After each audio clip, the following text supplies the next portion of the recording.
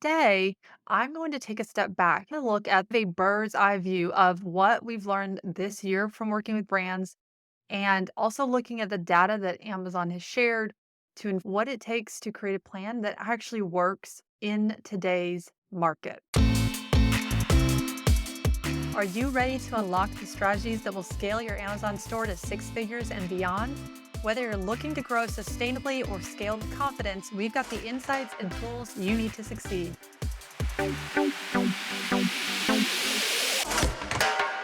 Hi, and welcome to the Six Figure Amazon Store podcast. I'm your host, Becky Avila, and I am so glad that you're here with me today. If you're looking for a tactical episode filled with step by step instructions on topics like Amazon listing optimization, Amazon ads, or driving external traffic, I encourage you to check out some of my past episodes because I've covered a lot of ground there. But today, I'm going to take a step back and I want to look at the big picture with you, kind of a bird's eye view of what we've learned this year from working with brands and also looking at the data that Amazon has shared to inform decisions. So, I'm going to talk about your 2025 Amazon marketing blueprint, what it takes to create a plan that actually works in today's market. So, on mark your calendars on January 13th, 2025 at 11 a.m. Eastern Standard Time. I'm going to have a Scale Your Amazon Store workshop. And this is going to be a live workshop, about 45 minutes, and it's going to happen in just a few weeks. Click on the link in the show notes. If you're wanting to grow your Amazon sales instead of just staying stuck in the overwhelm, then you'll want to sign up today for this free workshop. If you want the tools to grow your Amazon sales confidently, I'll be sharing with you essentials that you need to launch, optimize, and grow your Amazon store to six figures. It's going to be, like I said, a live workshop. And hint, hint, I will be giving away a door prize for those who attend live. So grab your seat today and make sure to click on the link in the show notes below. Okay, so in 2024, we saw something interesting happen. More brands that were new to Amazon really had interest in wanting to take part of the platform. So for many brands, they wanted to jump on the platform but they didn't have really a clear plan. Or something that we saw a lot was they thought that Amazon was their solution to all of their problems for their brand, and that just by being on Amazon, that their sales would skyrocket all of a sudden and their brand would see like growth. Now, some of the things that I'm going to share on today's episode, it's not shared by Amazon gurus out there because what I'll share in the blueprint that I'm going to lay out for you that I want you to also think through as you're planning is going to be a bird's eye view, and it's really not going to be very simple or easy to implement. So, in a way, this episode is kind of also reflective because I am going to think through and I've thought through what are ways that we can do better to make sure that the brands that we work with, because we service brands at Click Fluency on Amazon, and really how can we serve them better? And then those of you who are listening, how can you also get the most out of Amazon? So that's kind of the purpose and why I want to have this episode. Now, to start, let me share with you a dose of reality that we saw in 2024 that you may have seen as well, and that I think will definitely remain true moving into 2025 on Amazon. It is harder than it used to be to launch your brand and your products on Amazon. So, marketing and an overall plan for your brand as a whole, or like I like to say, it's having a holistic approach, that is going to be what's going to be tied to your success on Amazon. And something I've said in the past that through data and experiences is that Amazon now costs a lot more to launch than you used to need.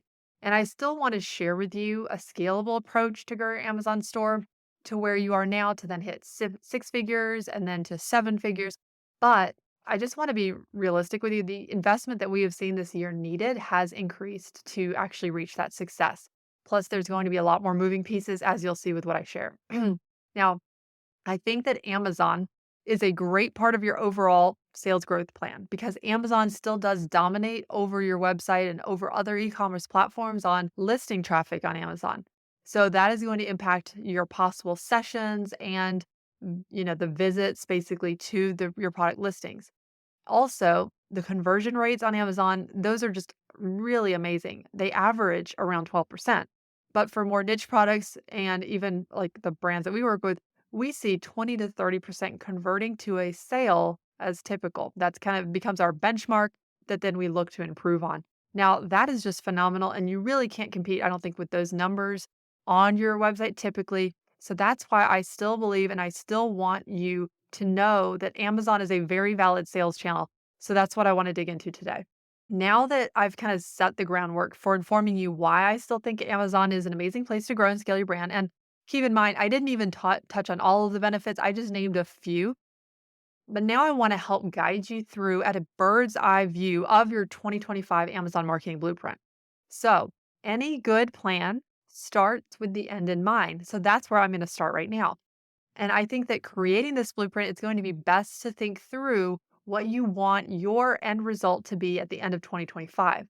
And I love quarterly planning and I definitely believe in it. But for the purposes of this episode, we're going to be thinking through the entire year of 2025. So I'm going to use an example. Let's say the end result for you is you want to see a 25% growth in your overall Amazon sales. And for this example, I'm going to just pretend and assume that you're already selling on Amazon. So you already have some kind of sales happening, and that you also have a plan to launch one new product in 2025.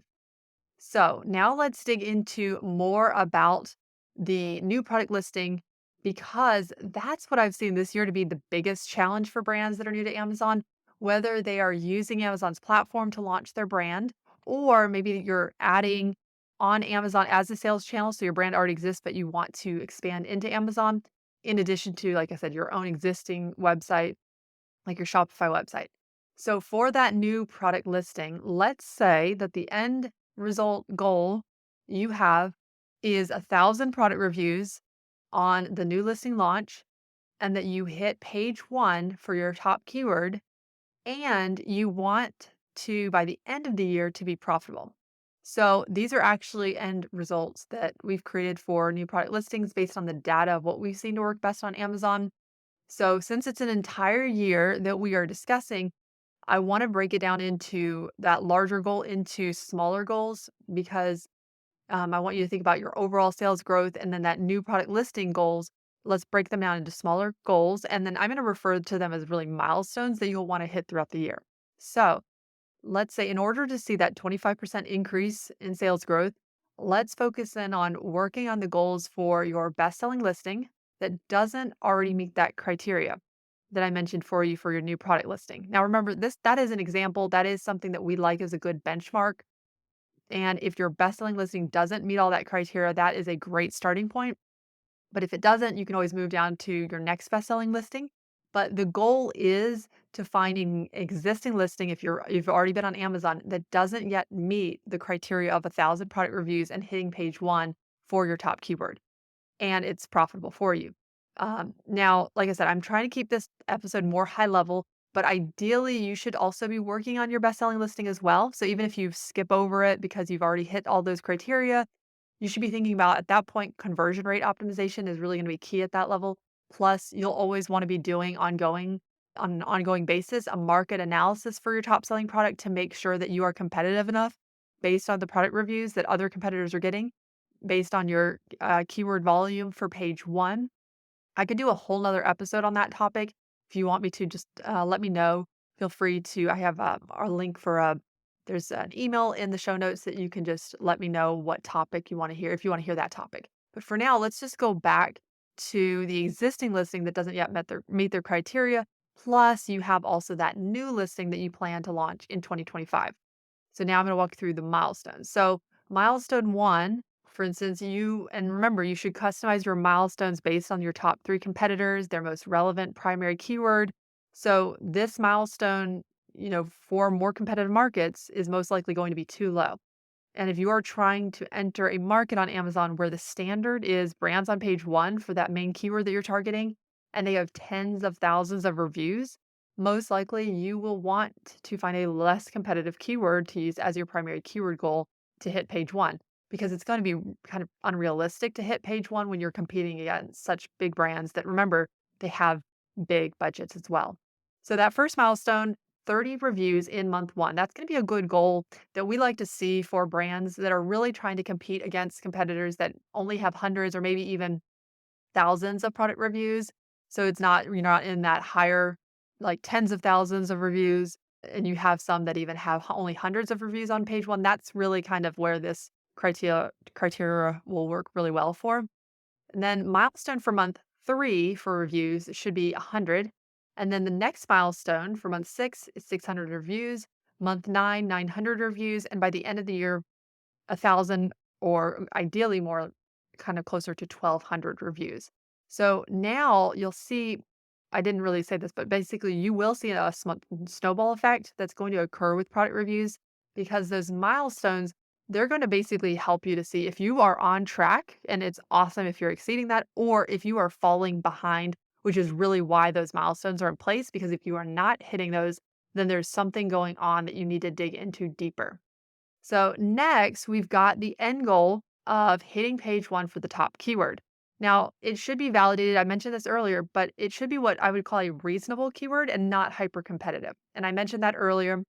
And I would recommend software, like a software that we use and like is Helium 10. I also have a code for 20% off in the show notes. If you're not already signed up for it, you can use that. If you're going to buy it, make sure to use a code so that you get a percentage off. And then you can also research from that software, you can research keyword volume and also look at things like keyword tracking once you've found that primary keyword. Those are the two tools that you're primarily going to be using inside Helium 10. Now, you should have a larger keyword list than just one. So I keep saying one primary like keyword. So that should not be your entire list, but that one is going to be tied to the goal of hitting page one for your top keyword. It's getting the most search volume and it's super relevant and there's not like it's not hyper competitive either. That is going to be that top keyword that you're looking for. So, next we have the end goal of being profitable at the end of the year. So, I used to think profitability could be reached more quickly, and it's possible in some markets. And also, if you're implementing additional strategies that I'm going to touch on later or in another episode. But so many brands think that they can launch a new listing and show profit in month two or three, not keeping the bigger picture in mind of what you're working towards. So that's, really one of my purposes of this episode for you too, is to have the big picture in mind. Now, remember that once you do hit those goals of product reviews that I've mentioned and reaching page one for your top keyword, plus obviously you'll want to build on that and do additional keywords, then all of a sudden you will start to see less is needed to grow your sales on Amazon, as you will be literally in a great positioning to get more clicks into your organic listings. And then your ads will actually start performing better as a result as well. Typically, unless there's, any market disruptors, which is why you should always be doing kind of market research on your products as well, just to make sure there's no disruptors happening. Okay, so now that we've covered kind of the bulk of building and crafting your 2025 Amazon blueprint plan for sales growth, now I'm going to share with you additional things that will propel you because while you can use programs like the Vine program to get reviews, and I still heartily recommend that, and Amazon ads to get seen for certain keywords, and also obviously your listing copy should include those keywords. Those things by themselves, we are finding leading to slower growth because there's just a lack of a larger marketing plan for a brand. So Amazon can really explode when you implement additional strategies that I'm going to briefly cover. So, one of those strategies is email marketing. So, if you're not already, you should be building an email list for your brand. How does this relate to Amazon marketing? You might ask. Well, you can request those who have purchased your products when you launch your new product on Amazon. Because Amazon loves external traffic, plus you can ask those people to leave you an honest review. No strings attached, remember? So most likely if they are on your email list, then that's going to be more likely to happen than obviously than if you're just, trying to randomly ask people. And it's best when you launch a new product if they purchase it from Amazon as well, since that's going to signal very strongly to Amazon and their algorithm about your product. And then if they choose to leave a review, it will show up as verified because they actually purchased it from Amazon rather than if they purchased it only on your website, it won't show up as verified.